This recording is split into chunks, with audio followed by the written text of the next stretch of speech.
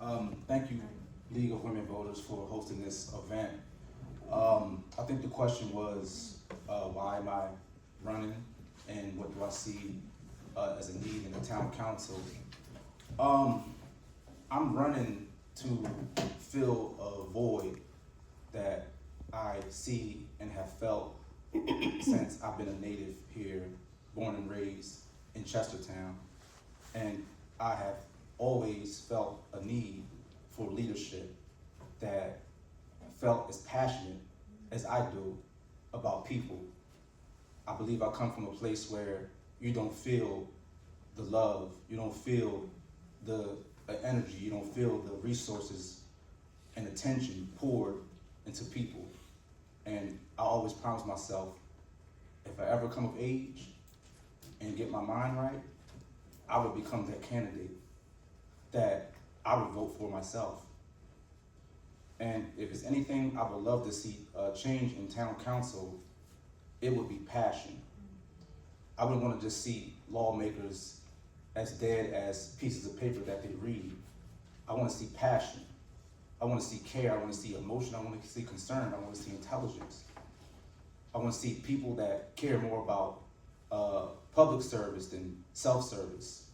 I think in government, we're starting to see government officials that care more about their pocketbooks and their issues and their needs, and they forget about the needs of the people.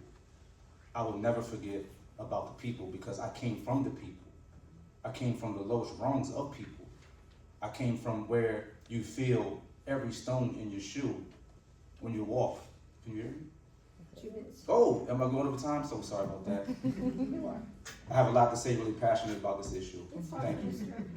Yes. Should I stand up or Just- Okay. Well, my name is Andre DeMattia. I live in Coventry Farms. I am a husband, father of 3, and I've lived here for 21 years. Chestertown is my home, and I've been asked by my friends and coworkers to run for Ward 3.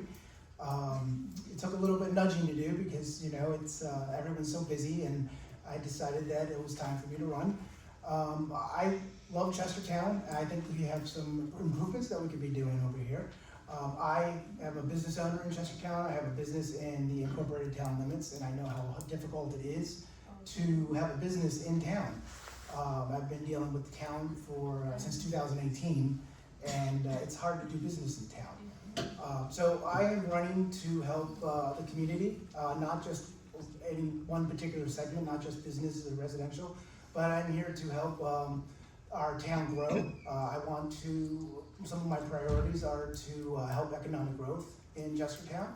I would like to see our property taxes get lowered, and I do have some ideas on how to do that without sacrificing services. One of the big things that I wanted to see is recycling. We've been recycling all this time, and curbside recycling was taken away. I'd like to see that come back. I'd like to see more jobs and more housing. There's a lot of businesses closing down in Chestertown, and I think I can help bring that back. I run a successful business now, and I think with some business ideas, we can do that. I'm not a politician. I have no interest in politics. I'm a business person, and I'm looking for ideas how to improve our town for everybody. At the end of the day, I think instead of passing laws and ordinances, we have to ask ourselves, does the new ordinance or law, does it solve a real problem, and does it benefit our community? Hold on a second, go ahead. You can finish your sentence. No, I'd be honored if I was the one elected. Okay, Thank you. Hi everyone, my name is Marcus Goldman for Ward 4. I live on Greenwood Avenue in College Heights. Apologies, I'm still getting over a flu if you hear me all sniffly up here. I've been here over 10 years now with my wife and our almost 2-year-old daughter. Hopefully having a second one eventually in the next year or so. But this is our home now. I've been part of the community for a long time in various roles. I've also worked at a few places in town, so I've got to see a couple different areas of town, from Washington College, Kent Center, and currently Sultana Education Foundation. I've also been a part of local organizations like the Bayside Hoyas, which is a youth organization, as well as Rebuilding Together, Kent County, which is now formed to Rebuilding Together Eastern Shore, and currently on the Chestertown Environmental Committee and the Recreation Commission. I'd love to continue my work in those areas. I've been to a lot of town council meetings.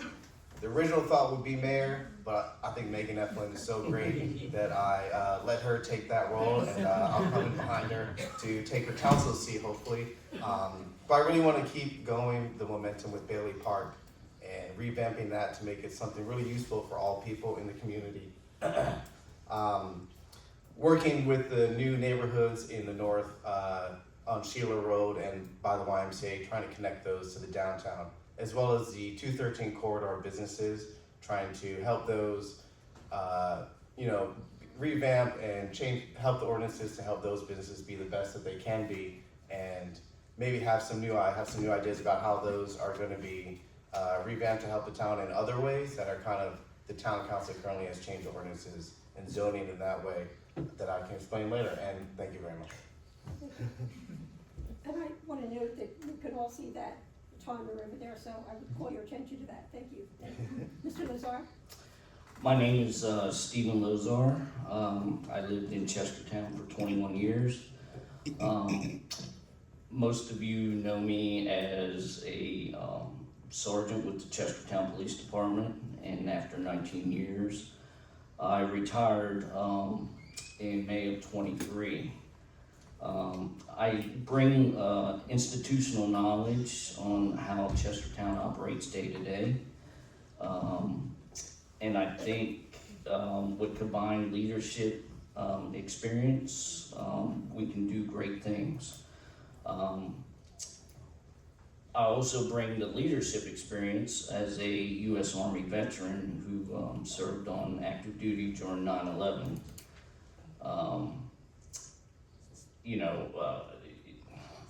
That was a hard day.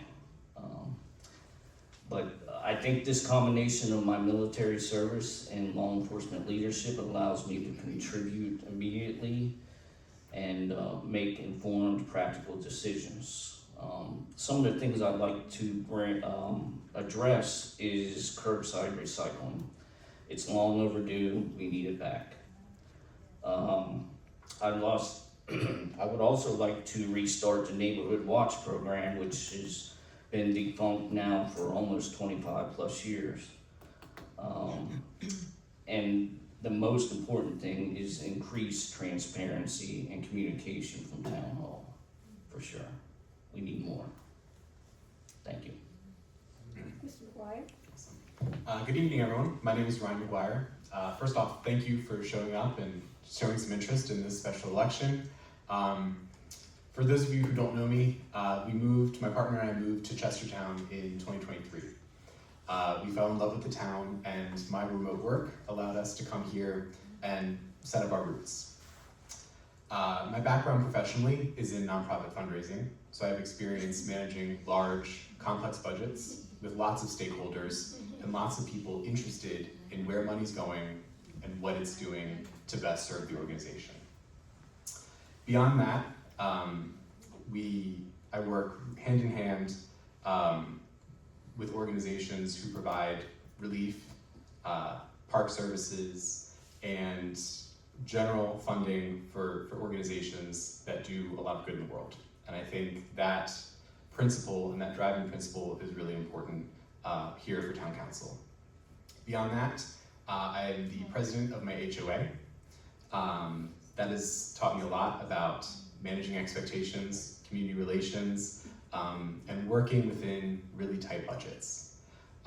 There are difficult conversations to be had, but as you approach things thoughtfully, solutions can be reached, and community satisfaction can be increased. Key thing that I developed right off the bat was a way to pay bills online, connect with the HOA online, and create a portal for residents so that they're able to engage with the community association in a meaningful way that's approachable. And that's something that I want to bring to town and improve as we look forward. And thank you very much. Thank you. And now we're going to open it up to questions from the audience. Anybody have questions?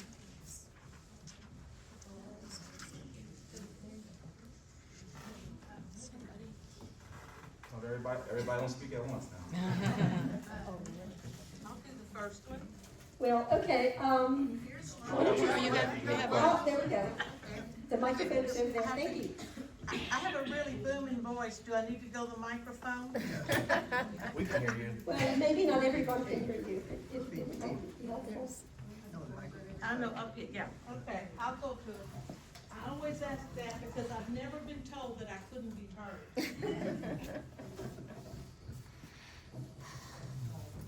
I'll ask the first question. Actually, I'd like to hear from all of you.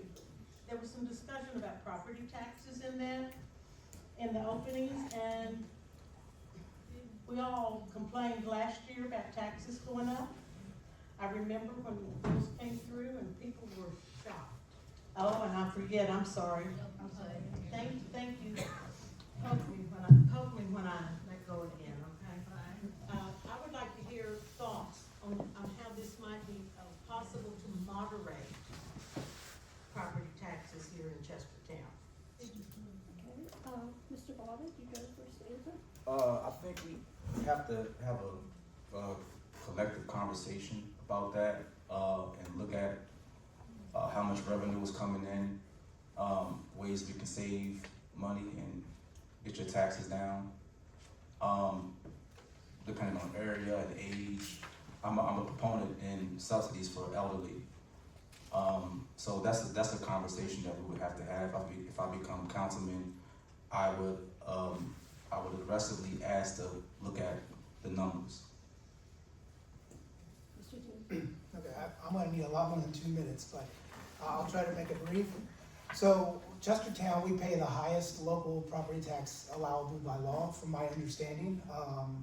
So I look at it differently. We can reduce property taxes by a few percentages over several years, I believe. One way we do is we can build economic development. Right now, we have the police department, they come to the town office every month to talk about the police report, but we don't have economic development and tourism that comes. We need to have them come, we need to have them work with Kent County Economic Development. We need to advertise some more. We could be using Wilmer Park a little bit better, we could be renting that out for weddings. We could be using downtown. There's, after 7, 8 o'clock at night on a Friday and a Saturday, it's usually dead around here. We could build economic growth there. Another option would be bringing in alternative income. Now, the taxpayers don't have to pay for everything. But one of the issues that are on the table right now is short-term rentals. They want to come up with new requirements for short-term rentals to be able to isolate the short-term rentals and put more restrictions in. I think some restrictions are needed, but we should take a playbook right out of Ocean City.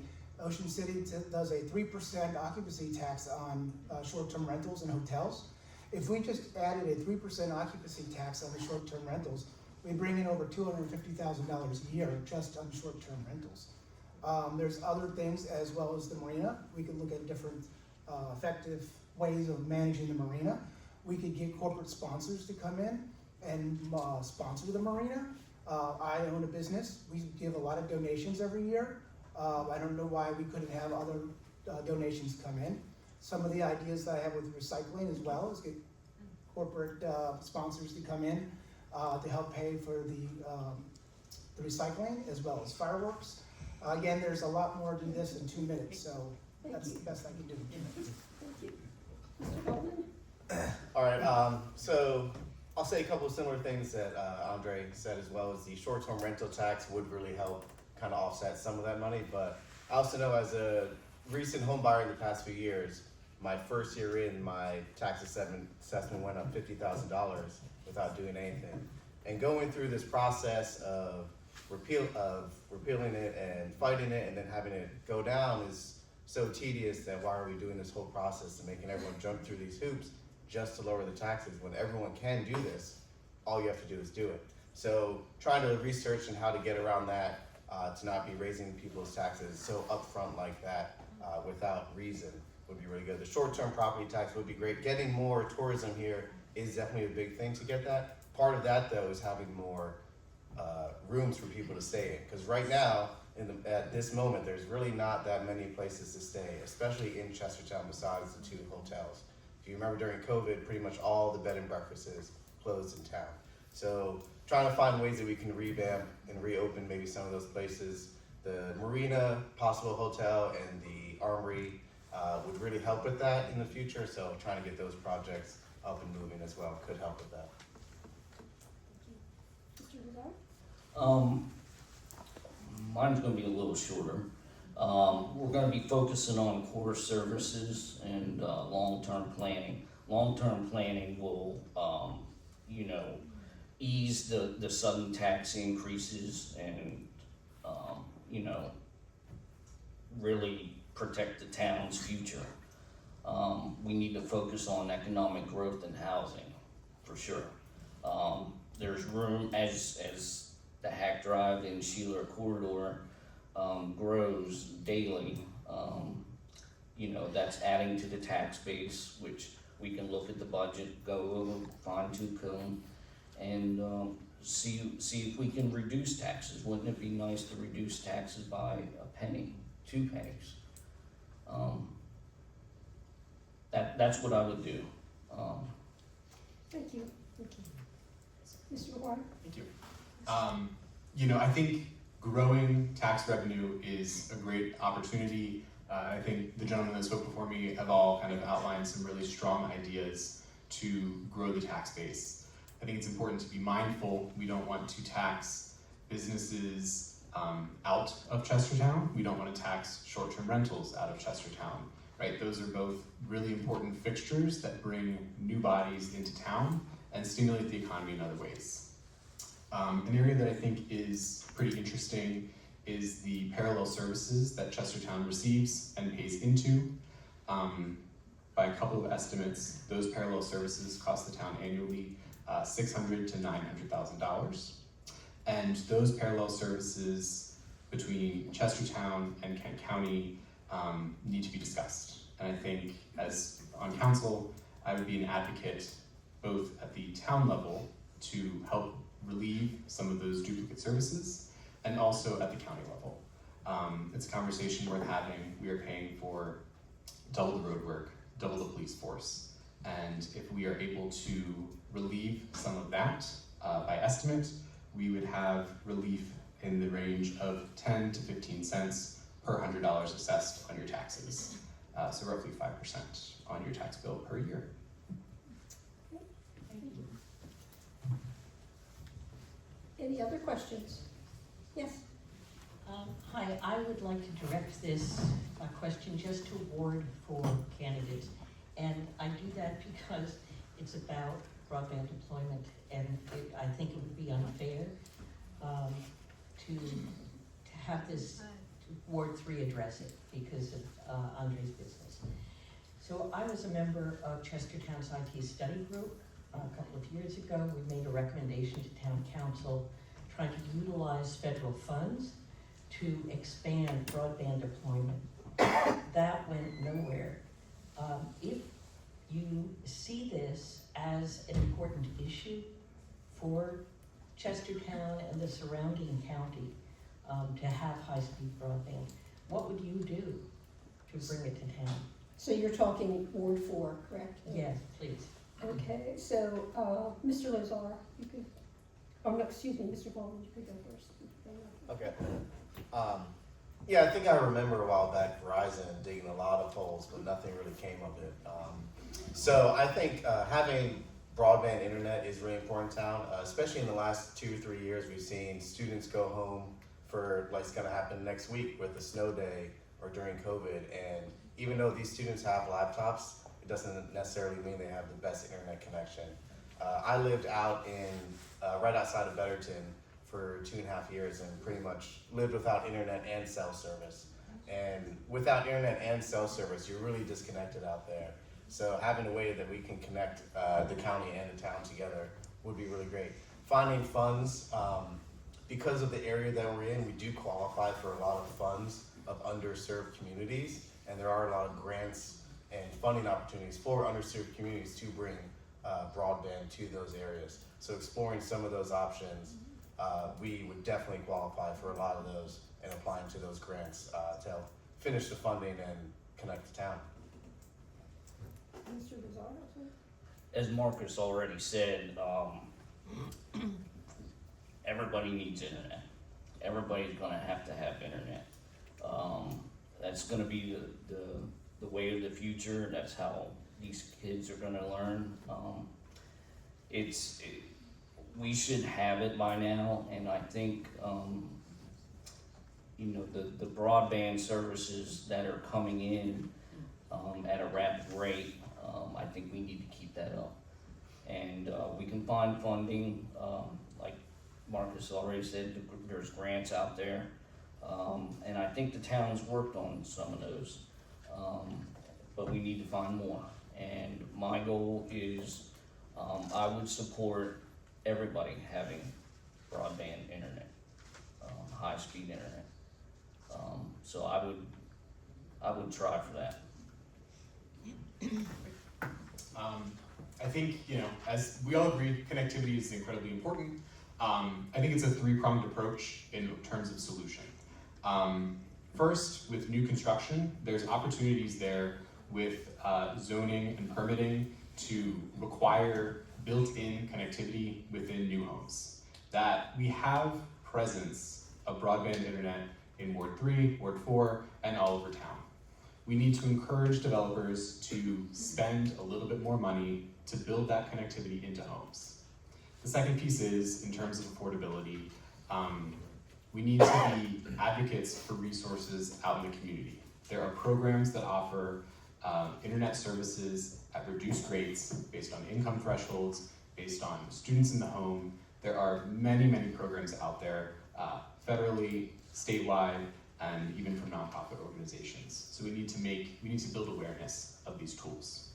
And then beyond that, not everyone lives in new construction. How are we going to bring internet to folks who cannot have connectivity, or maybe where the fibers are not able to reach?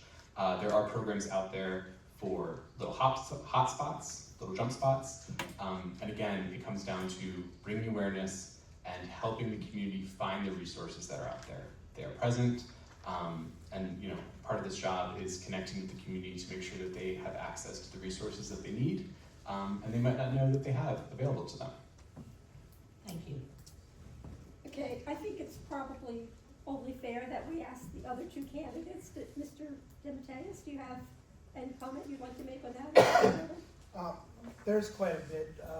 So I can speak for my company that we have 85% of Kent County already covered with broadband.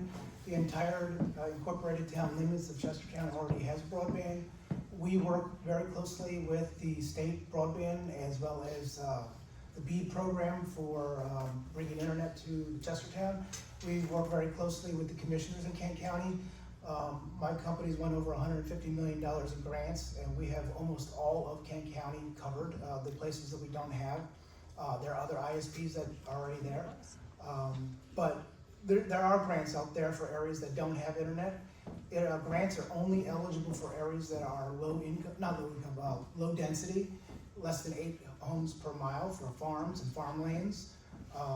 So there's a lot to share with that, but I believe that Kent County's internet is probably about 90% for the entire county is covered. And there are other options, the Starlink and, as someone said, hotspots and things like that. Mr. Beloved, do you want to make any comments on that? Yeah, a couple of days ago, I know Verizon had a global outage, and everybody just panicked. I thought it was my phone. I thought I didn't pay the bill or something, and I drove to Verizon. There was a long line of people there, so I just think as a town, at that moment, I see that we weren't prepared. If something happens to the internet or if something happens to the power grid, we definitely need more conversation about how to ensure internet and electricity stays on in Kent County, and safeguards if things do fail, because things do happen. That's all. Sorry, but may I just say, I directed that question to Ward 4 because most people here know that is Andre's business, is broadband. And so it did seem like it's an unfair when you have two people talking, and I'm asking a question about about broadband deployment, and that's his business, that's not fair to Mr. Beloved. Oh, I think, if I can respond, I wanna say, I apologize, I'm oh, excuse me. trying to keep things, I understand. If I could respond, I could say, there's a place for Mr. Andre. I don't know if it's councilman, but he could help out with the internet around here. Well said. this We is all the have a first chance to time I've serve. moderated and you've pointed out an error, so. In general, does anyone else have a question? We'll move on. Okay. With Washington College, you're not paying property taxes or having to pay utilities. Would you guys be looking into anything like that to make sure they're paying their fair share? I would love to see Washington College. We can't hear the question, people back here are requesting. to Excuse speak me, on the ma'am, mic. could you speak into the mic? Yes, I will. Thank you. With Washington College not having to pay property taxes or utilities, would that be something you guys be looking into? Because that would bring a lot of revenue to the town. Yep, I would love to see Washington College pay, because they own a lot of property around here. And I've seen many council meetings before, they said that it would be great if they would pay. Unfortunately, they are nonprofit, and I don't think that legally there's a way to make them.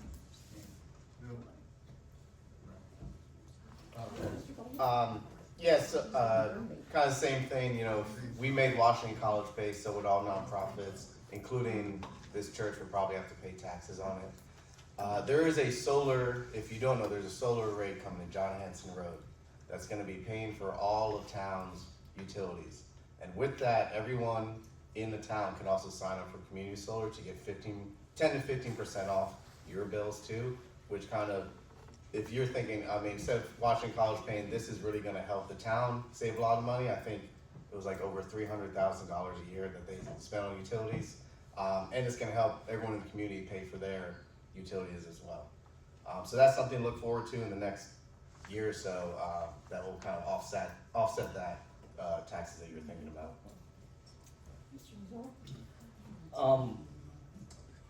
Yeah, I would look into that, but I'm pretty sure that Washington College, for instance, the corner of Moorneck and Washington Avenue, that property that they're getting ready to sell, that is taxable. So, you know, they are paying some taxes if it's not used for institutional purposes.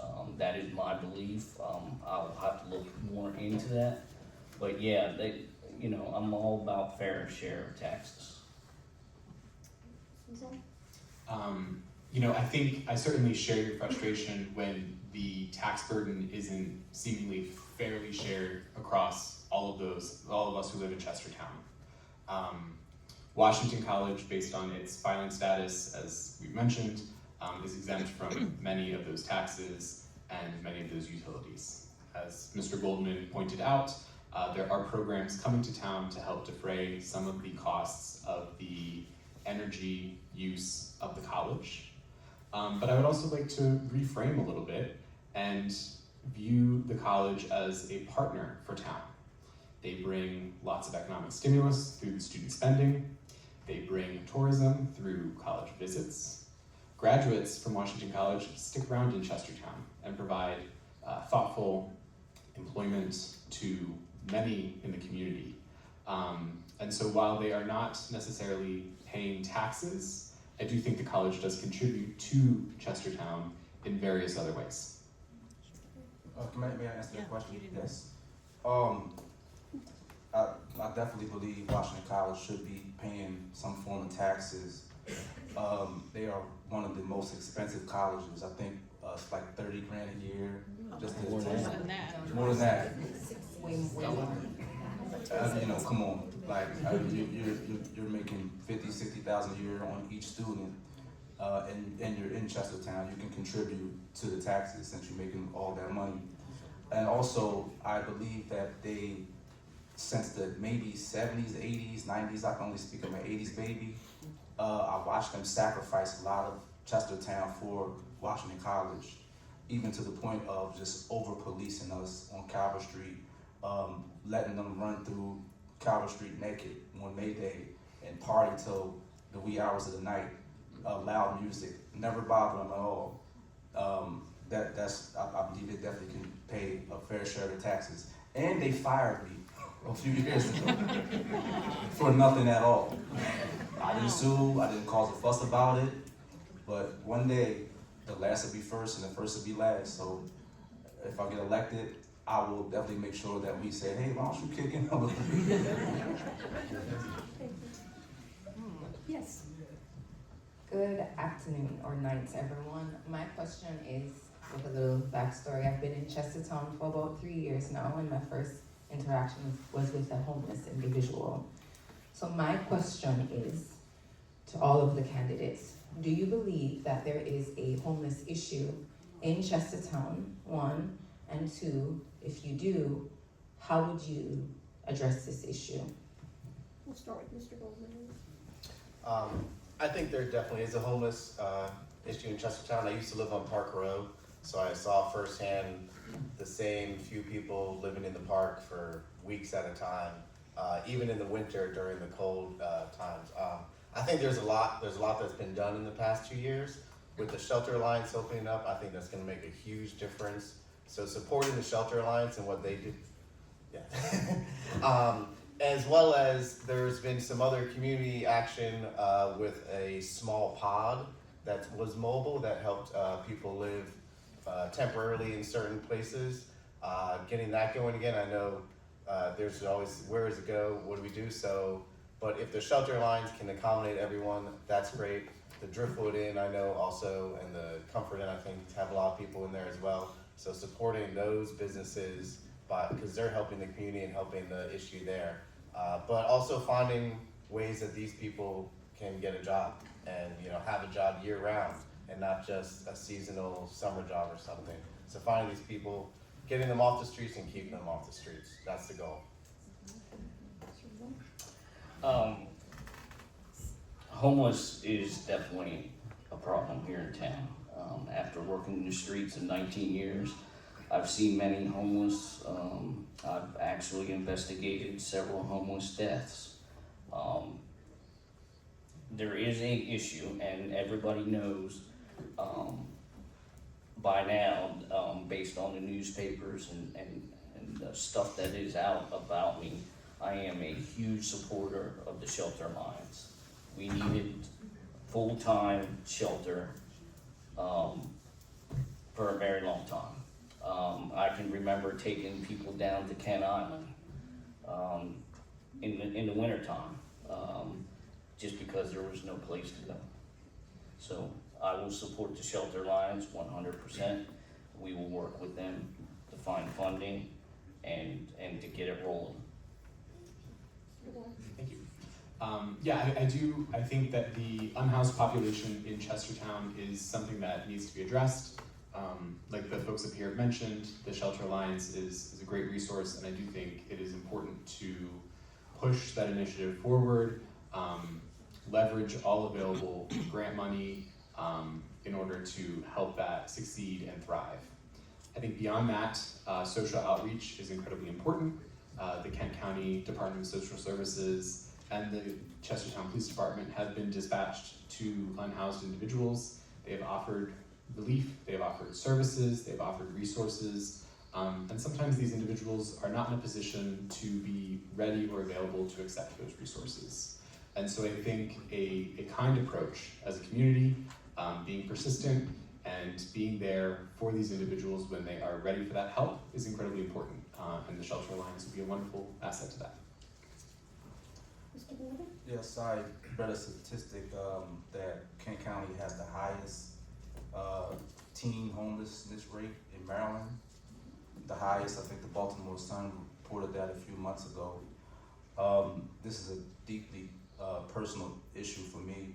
I have nieces and nephews that are teenagers in high school, and I couldn't imagine them being without a home.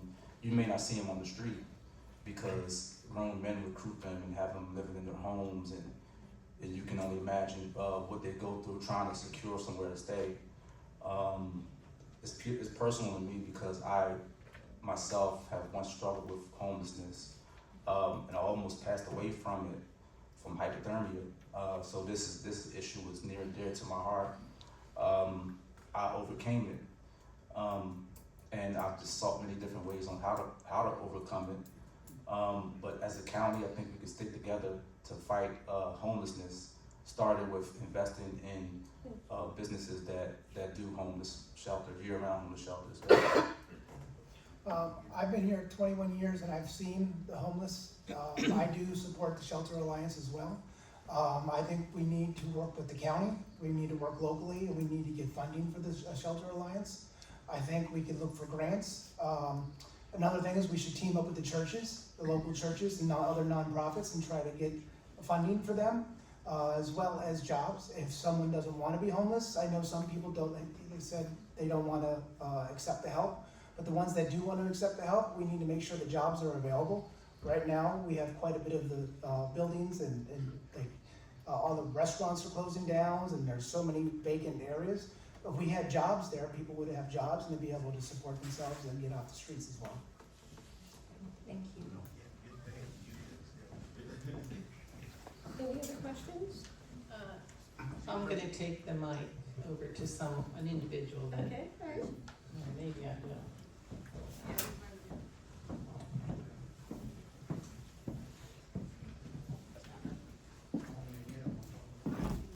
I think that gentleman has a loud enough voice that we can all hear. Yes, but I wanted to follow the rules. Moderator, can I ask multiple questions since I have the mic, so that way I don't have to work? I think we only do one question at a time, and then if there are no more questions in the room, then we have time. Yes, understood. Okay, So I'm John Queen, community leader, president of the Bayside Hoyas, an elected King County Public School Board member, and most importantly, a Chestertown resident. So my first question is to all candidates. Should Chestertown encourage higher density and multi-unit homes to address the affordable housing, even if it changes the dynamic and characteristics of your respective ward that you're running for? I want to know if you're for or against.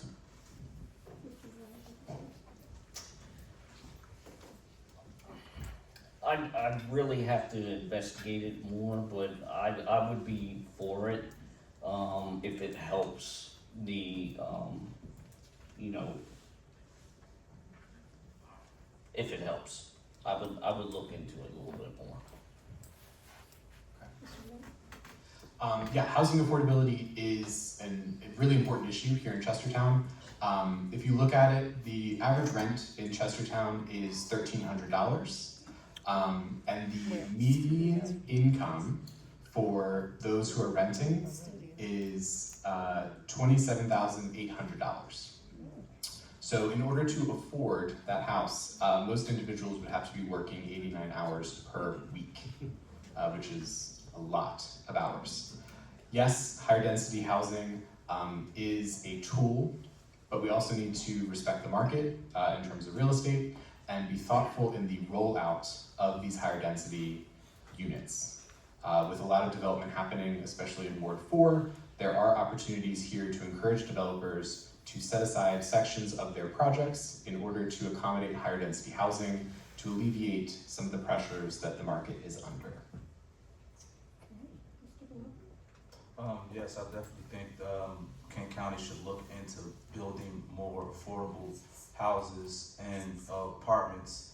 I know there was a conversation and a complaint about the age median in King County.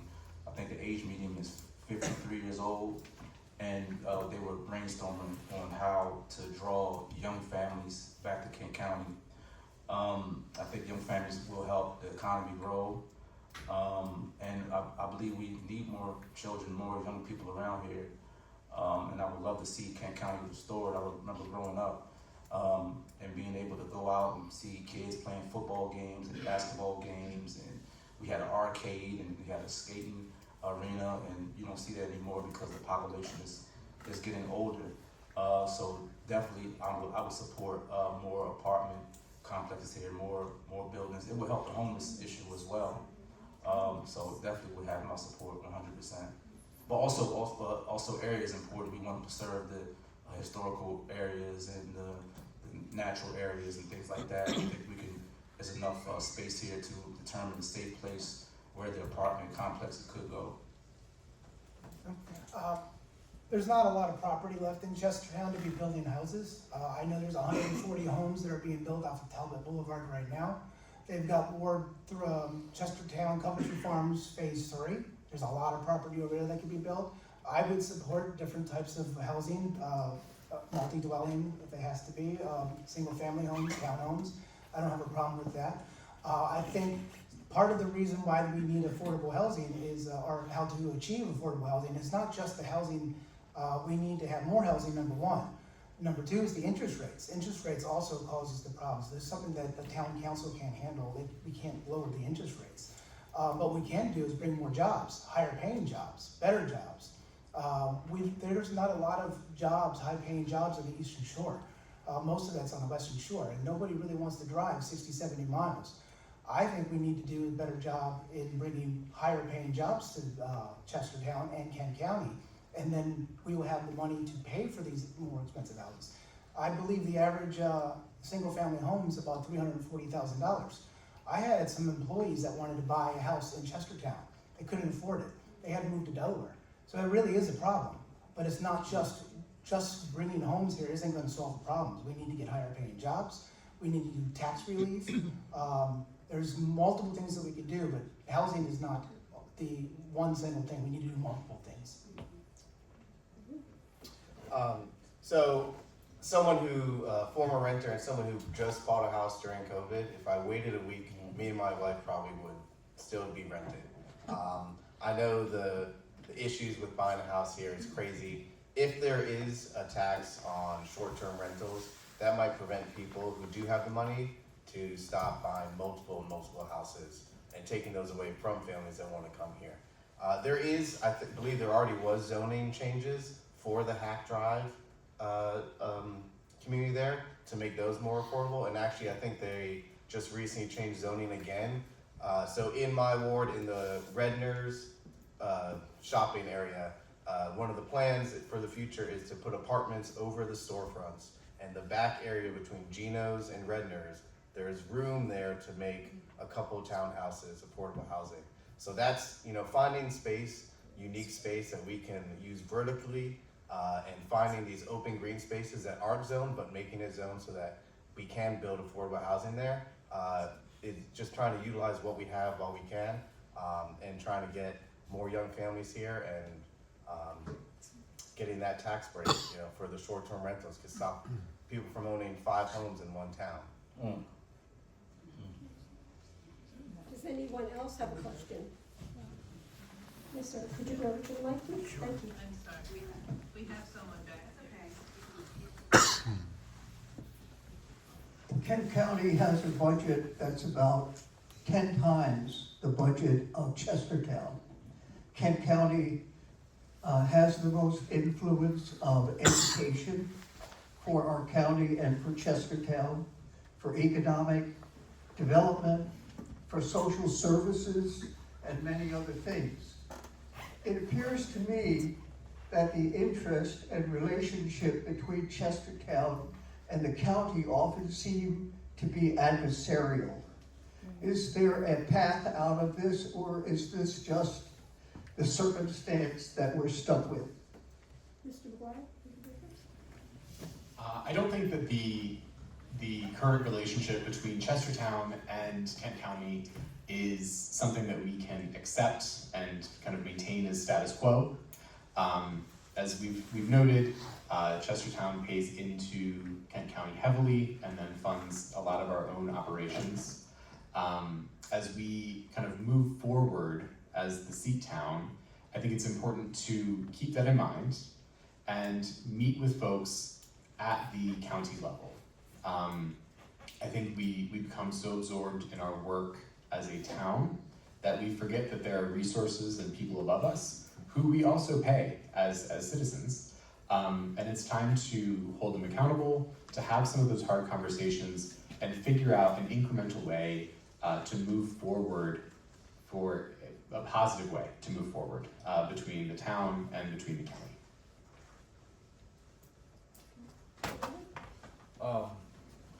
If you when you're speaking on the county, I think you're speaking on the county commissioners, and there is a difference between county commissioners with Kent County and Chestertown Town Hall. I would definitely call for more accountability. What are they spending on? And if we in Chestertown pay the bulk of the taxes, we would like to have a say in where the money is going. So I would definitely call for more accountability with the commissioners and more of our sway, more of our opinion on where the money is being spent. Well, I'm lucky because I do work with the county quite a bit. I work with the commissioners. I work with the economic development. I work with the IT department. I think part of it is building relationships with them, to talk to them. I know in the past, our past mayors tried to do the differential, and they said no. And we are paying double taxing for the police and some things. And the county said no, they're not going to compensate Chestertown for the differential. So I think we need to have our town council needs to talk to the commissioners and try to build that open and find out where we can have some common ground and then see what we can do. The commissioners have been there a while, and they kind of, I think we know who they are. I would love to have a great relationship with commissioners, and trying to restart that with a new mayor, new council, and a new town manager would be really great. If we do continue to pay double taxation, then the county should at least be paying in part something for us as well. So if that is going to be continued, then trying to get them to start funding some things in Chestertown, because right now I don't think they're funding much around here. But there should be, we give them, they gotta give something back in return. Or we just don't pay their taxes anymore. That would be great too. Yeah, we need to settle the tax differential, at the town level. I think with the new mayor, and hopefully 2 new council members, we can, start to establish a little clear communication. I do know the county provides dual services, to Chestertown and the county. Chestertown Police does get support from Kent County Sheriff's Office. That wasn't always the case, but it is now. So I think we all need to sit down as a new administration and start new and have decent common ground to start.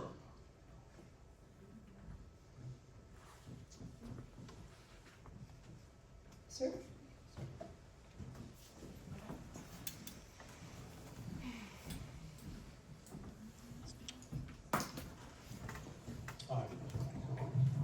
I'd like to speak to a commodity that hasn't been mentioned anywhere, that's healthcare in Kent County.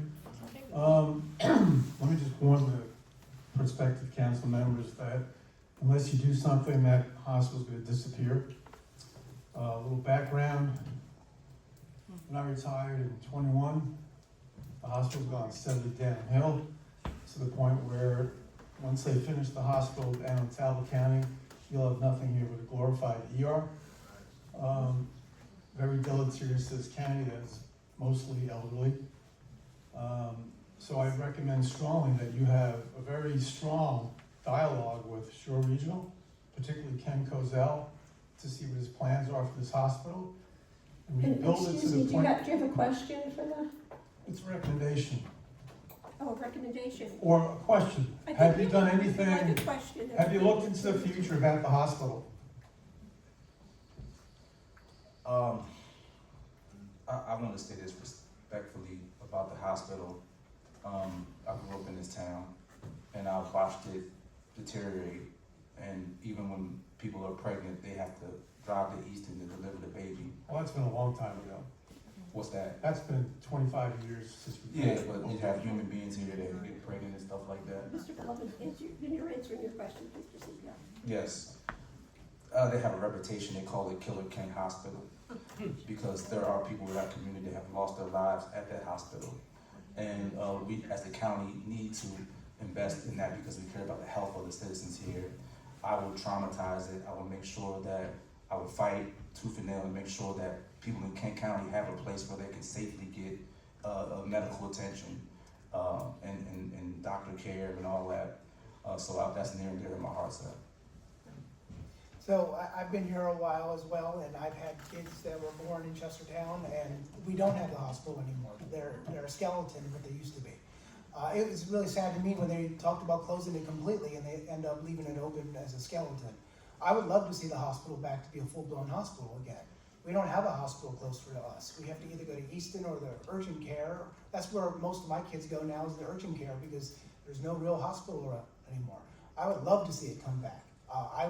I don't have the expertise to bring it back, but I would have to work with the other city council and people that are smarter than I am to get this open, and see what we can do to improve it. I definitely don't want to see the hospital go away, and I think utilizing it for what Kent County needs might be the best way to keep it here. And one of those is obviously geriatric service. I know they just hired a new geriatric doctor, which is really great, but also pediatrics. You know, someone with a young child going to Dr. Freddie, they just lost Dr. Beverly not too long ago, and it's been absolute mayhem in that office since then. University of Maryland started a program 2 years ago that if you go to med school there and you work on the Eastern Shore for 10 years, they'll pay for your whole med school. So we're not going to see the benefit of that for another 2 or 3 years, but in 2 or 3 years that potentially could, if the hospital is still here, could bring more people here. So working with Ken Kozel and the hospital to try to lure some more doctors here, and by doing that is doing what the council does, is making the town more appealing for doctors and nurses to move here and want to work here. Well, Ken Kozel told me at a meeting a year or so ago. Excuse me, doctor, but why can't he talk?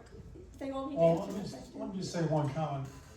Mr. Kozel claims his hospital is a acute care full-service hospital, and it's the furthest from that. They don't even do appendectomies here, Okay, okay? That's a sad truth. we need to get all the candidates to answer the questions, if you don't mind. Mr. Nazar?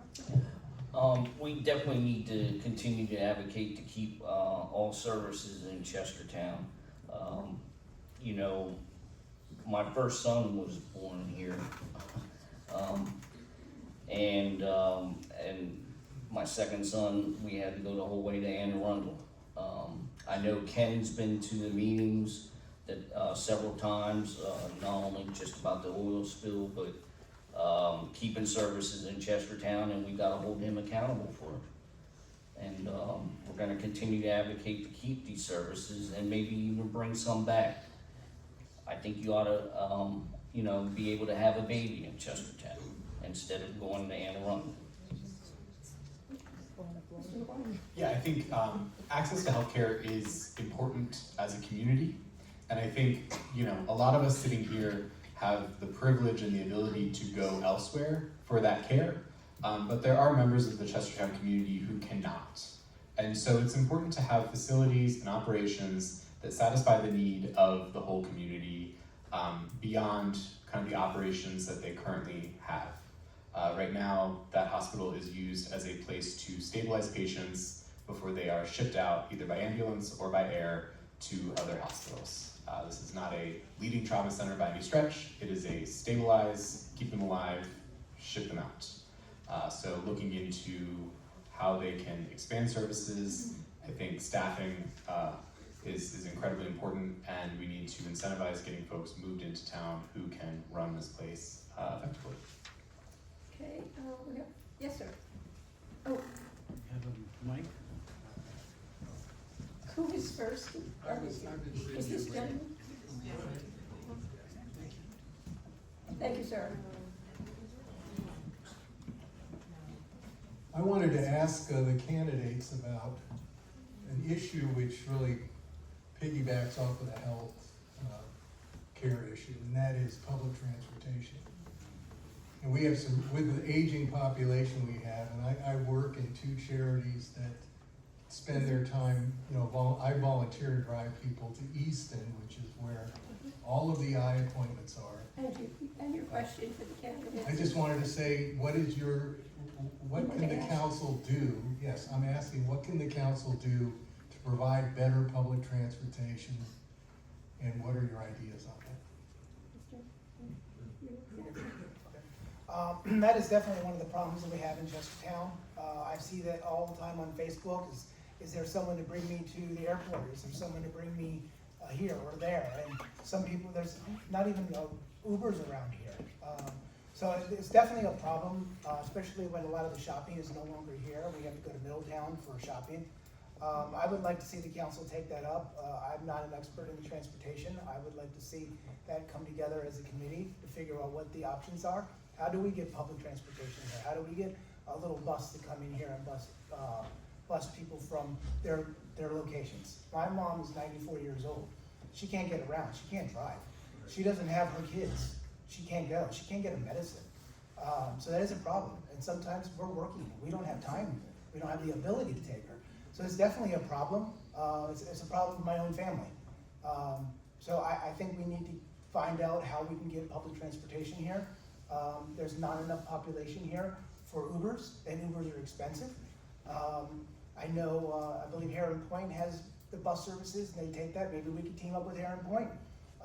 If they allow it, get a bigger bus and have everybody come together there and say, okay, we're going shopping today. We're gonna go get your medicine today. So I think we need to team up with private places, other companies, and if not, then we can look for grants to see if we can get our own public transportation. Yeah, I remember when Curtis, the one Uber driver, moved away a few years ago. It's been pretty dead since then. And he wasn't really on there, you just had to text him. A few years ago, the county talked about making a bus from Chestertown to Wharton to Rockwall to Galena to Millington. And that was mainly to get youth to the Kent County Parks and Rec Center out in Wharton. So this is a place where we can work with the county and try to get that bus route up and running again. And I think they tried it for a summer where you could go to Rock Hall and back, but it just wasn't very used often and you had to reserve it in time. So finding a way to work with the county where we can work with this bus route and do what's best to get people around here, but also with that route, if that route was successful, is looking into how do we get a bus from Chestertown to Easton and Kent Island to back. And if we can connect those three areas, that can really open up Chestertown in multiple ways. By connecting to two of the bigger places in the area and connecting to the hospital there, and all the specialists down in Kent Island would be really great. I definitely think we need to explore more ways to bring transportation. I know Ms. Janie Barrett, she has her own service. And we also have Delmarva Transit that comes to these bus stops. However, it's, you know, the aging population getting to the bus stops. So we need to work on more personal transportation, you know, pick you up at the house and take you to where you need to go. I do remember Curtis, and he was very easy to get. So yes, we need to explore more ways for transportation. Yeah, I think the ability to move about town and about kind of our region is definitely important. I think the very difficult thing that we need to look at is the use case and the frequency of use. Like Marcus mentioned, when a program is put together and then goes unused, that's typically what is cut first from programs. And so we need to take a look at who would be using these services and how we can develop the services so that they do get used. We don't want to make difficult processes. We don't want to make apps that are difficult to use. We don't want to make strict reservations. We want something that works for the population who's going to be using it. I didn't get to answer the question yet. I think I'm probably, I don't know you guys' life story.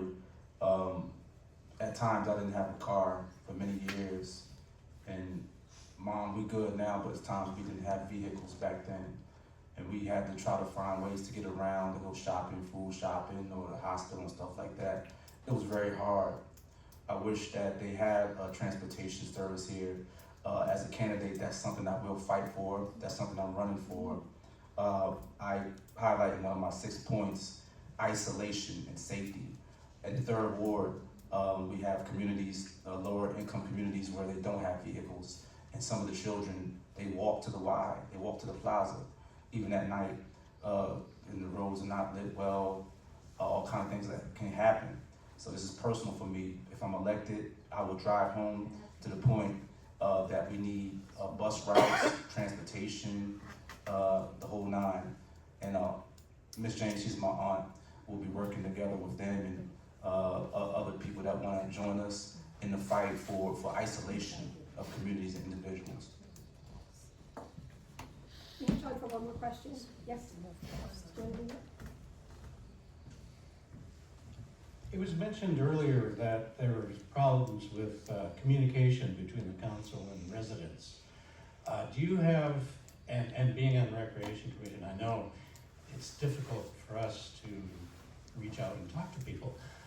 Do you have any specific ideas for how to improve the communication with your constituents in your wards?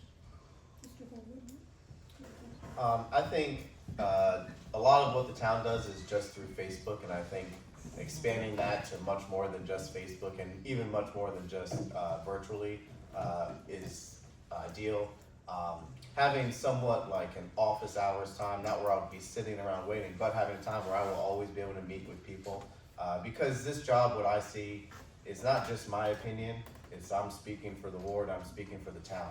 So getting opinions from people from the town is really important, and I think meeting with people in person, talking on the phone is the best way to do that, or email, whatever works best with people is meeting them where they are and communicating with that way.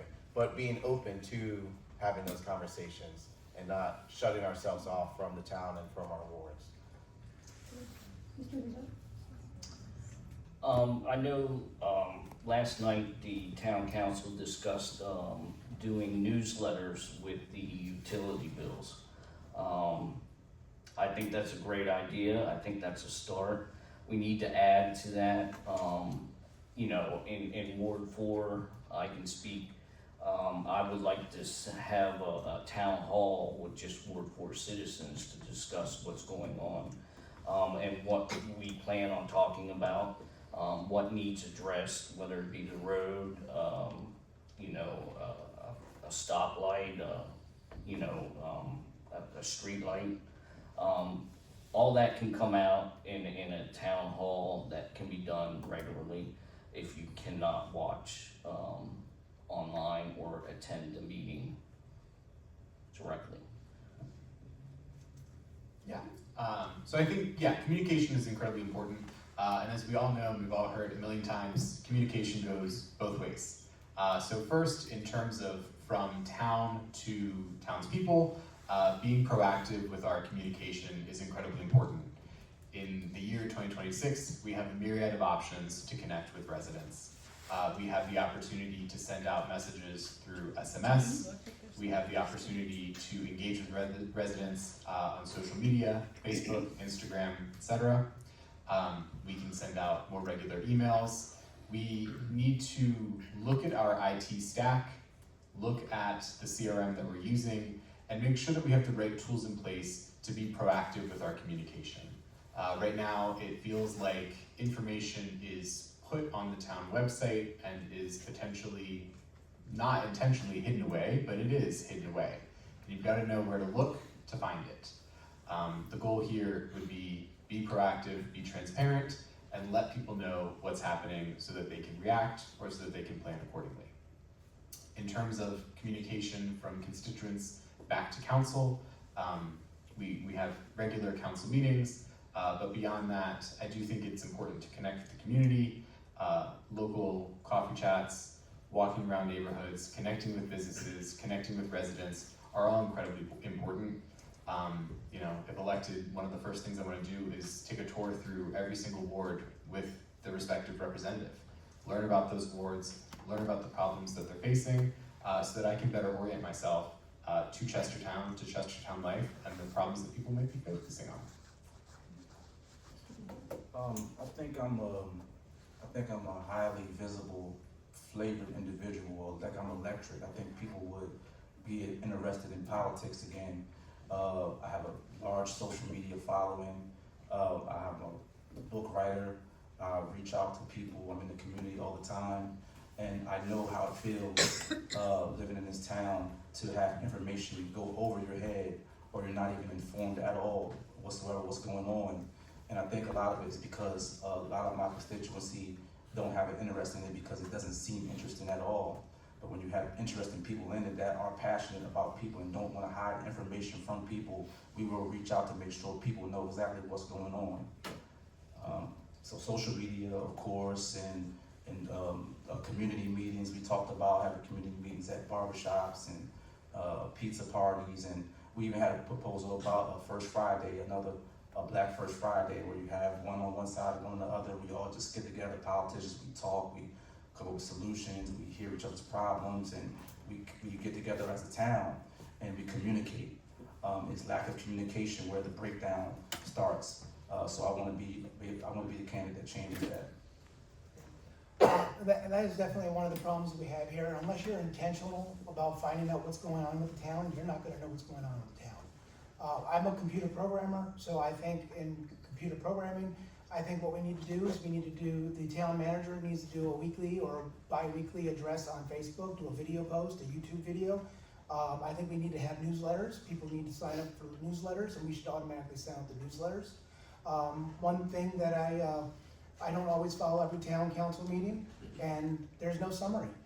Now we have technology with AI. AI can create a summary within 2 or 3 minutes, and that can be shot right through email. Another issue is when things are bad, there's a pothole or there's a light out. What we need to do is we need to create a trouble ticketing system on our Chestertown's website. We need to be able to see a dashboard. How many tickets are open? Where are the tickets open? How long has it been open for? That's called accountability. So if I have a pothole, which we do have potholes on Talbot Boulevard, there's lights out, and nobody's fixing them. And you wonder, you're like, does anybody even report that? Well, if we had an easy dashboard, you go to Chestertown, submit a ticket, and you can see all the tickets, you can search your road, you can see everything that's going on, how long it's been open for. If they closed it, why did they close it if they didn't fix it? We need to be able to expose that. A lot of people don't know what's on our website. The website is not very good. Now, the last town manager did make it better, but it's still not good. I went on there today and I clicked on some links and they're completely blank. So we need to revamp that. And we need to have the wards. Each ward needs to do an update. So I can keep my ward updated. I can let them know what's going on. Not everybody knows what's going on. Not everybody knows that one of the issues I have is the plastic bag ban. I think that was done, and I wasn't really informed. I didn't know about it. I didn't get a chance to say anything. Why?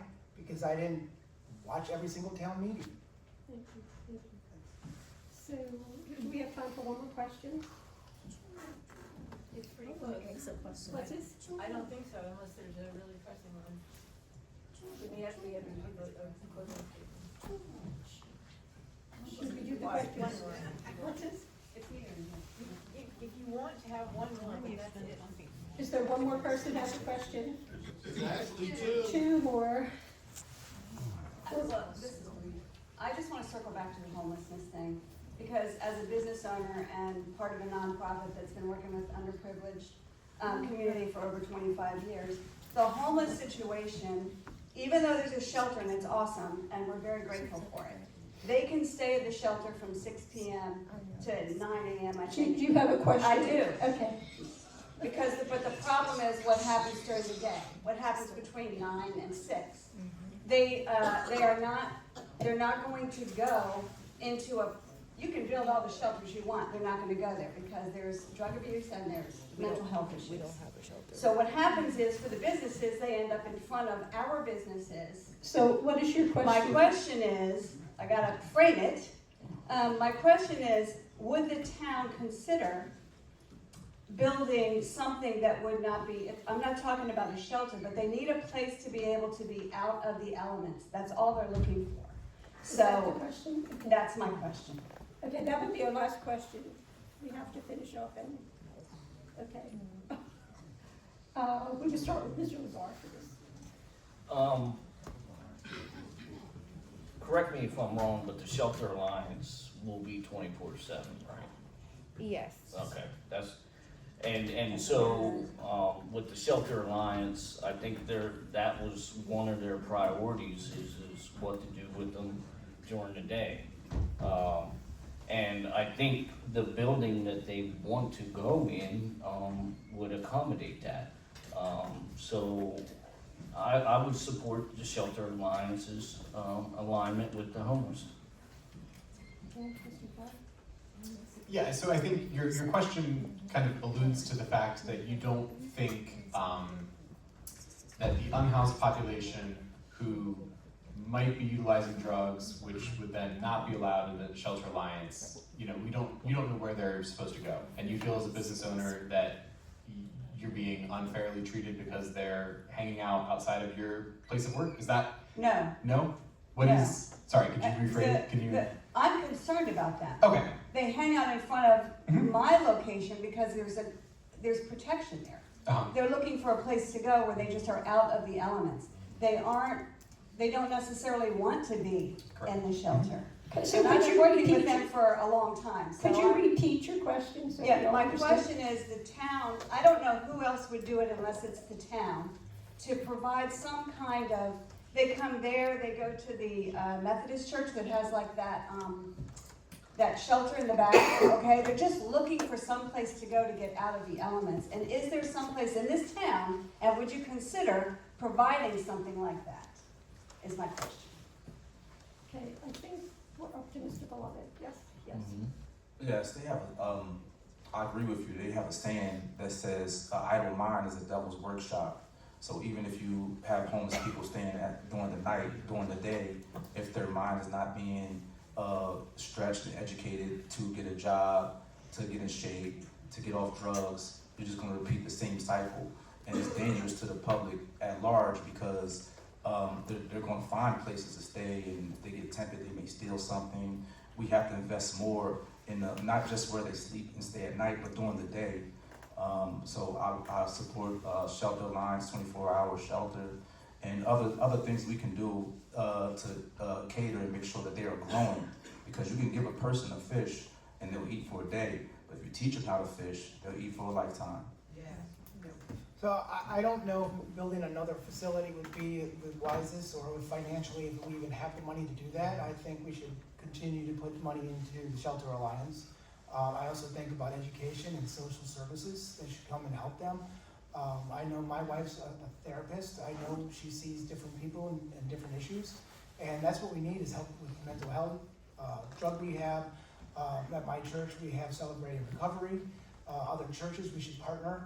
The Vincent Center would partner with the churches. I think that would be a program that Shelter Alliance should do, or if not, get the resources for them. And then find what grants we have to be able to build that up, because it is important. Yeah, I think the Shelter Alliance being 24/7 would be amazing, but there's obviously going to be places that they want to go instead. Right now, I can only think of one pavilion in town, and that's at Wilmer Park. And Wilmer Park can get pretty windy, especially in the winter. So with Bailey Park being revamped, and this is something that kids said to a lot of us too during our meetings, is that they also want a place to hang out that's under a roof, maybe has charging cords, Wi-Fi. That's the dream, of course. But building more of these shaded structures for rain, for snow, for cold, for July when it's 110 degrees and hot. Having more areas that people can sit and hang out at in town would definitely be one of my goals, and utilizing Bailey Park and maybe some other places that we can find areas for that. Okay. So now it's time. Thank you for your questions, everyone. For the candidates to give their closing statements, and we're going to start with Mr. McGuire. We'll come this way. 2 minutes? 2 minutes. Yeah, okay, perfect. All right. So yeah, thank you everyone for coming out tonight. I really do believe that I am uniquely positioned to lead Ward 4 for the next 2 years and beyond. My combination of skills from fundraising, including budget management and project management, along with my own little mini ward within the ward with the HOA, has really taught me a lot about community engagement and community experience. I want to show up each and every day for our ward, and I want to make Ward 4 and Chestertown a place where we all want to live, and we all want to live long term. When I moved here in 2023, it wasn't just to move here for a year or two. This was a long-term commitment. And I want to see Chestertown grow and flourish in ways that none of us can even conceive at this point, right? We want to think big for our little town. I want to show up every day and ask the hard questions. And those 3 questions that are really important to me are, what does it cost? Can we afford it? And what's the return on investment? You know, I want to approach Ward 4 in a way that is practical, and I want to, you know, work with everyone on council and make choices that are not necessarily politically convenient. I want to push and stretch a little bit here. And I think that there's great potential here in Chestertown, but potential doesn't pay the bills, and potential doesn't keep things moving along as a town. Smart financial management and thoughtful action and leadership do. Chestertown's my home. I lived here for over 21 years, raised my children here, spent nearly 2 decades serving this community from within its government. I understand how the town operates, and it's not in theory, but in practice. And I believe that institutional knowledge will allow me to step into this role prepared, focused, and ready to serve from day one. If elected, I'll listen, act thoroughly, work for practical solutions that benefit all of Chestertown and the residents of Ward 4. This includes, you know, I really want and dedicate, you know, creating the Community Watch Program and reestablishing that. And if there's enough interest, what I would like to do is even start a Citizens Police Academy, which is similar to Middletown's program that, you know, they just graduated a few people from. This will benefit how, you know, the police operate from day to day, what they do, and forward. That is what I can do, and I'm ready to act now. I think this town is really run on the people who live here. So many of our committees and commissions are all volunteer based, and there's so many people putting in hours and hours of work. So working with these people, appreciating them for what they're doing, is really the goal of this town council. And to help, the past years, there's been so much going on in town with a new town manager and a new mayor. There's really gonna be a lot of things that can happen in the next 2 years, and I wanna be part of that. You know, but it's also just looking at all the details. We would love to have a curbside recycling again, but who's gonna pay $50,000 for the new trailer to do that recycling? So that's one of the issues that we're looking at. But you know, these things can be done. There's opportunities. The solar array is really gonna open up some funding for some of these opportunities. I've been working with the town a lot the past few years, and I wanna keep working with them in a higher capacity. And I think I can help lead this town into the next era with this new administration. And it's my home. It's what I wanna do. It's what I wanna be here for. All right, well, so first of all, I want to say thank you for all the candidates. This is a lot of sacrifice to run, and if you win, it's 2 to 4 years of more work, and it's all volunteer work. So I want to thank you all. I think all of you have great ideas. I'm not the only one that has all the right ideas. I hear everybody's idea. I think whoever wins, we should take everybody's ideas and put them together. I think we should all be involved no matter what. I started coming to Chestertown in 2001. I grew up in Prince George's County, in Clinton, Maryland. It was, at that time, I lived on a berry farm. It was very rural, and people were like, what are you talking about, rural? But it was back in the 80s. And I came over here, and all I saw was corn. I'm like, oh, this is home. Then I did. I drove for a mile. I had to turn around because I thought I got lost. It's just corn. But this is my home. I moved over here in 2004. Loved it here. Got married here. Met my wife in Chestertown. I had 3 kids in Chestertown. I got my home in Chestertown. I got my business in Chestertown. When I first moved over here, I only had 1 minute, so I got to speak fast. So I remember hearing someone say, I haven't been over the bridge in a long time. I'm thinking they're thinking the Bay Bridge, and now I'm one of them. I go 1 mile to work, 1 mile back. I don't leave Chestertown, so Chestertown's my home. There's a lot of ideas I have. I haven't been able to tell everybody all my ideas, but I really want to see Chestertown I want to be able to save as much money. I want it to be able to affordable for everybody here. I want it to be, I want it generational. I hear so many people at the college say, there's nothing for me here. I'm here at school and then I'm leaving. That breaks my heart.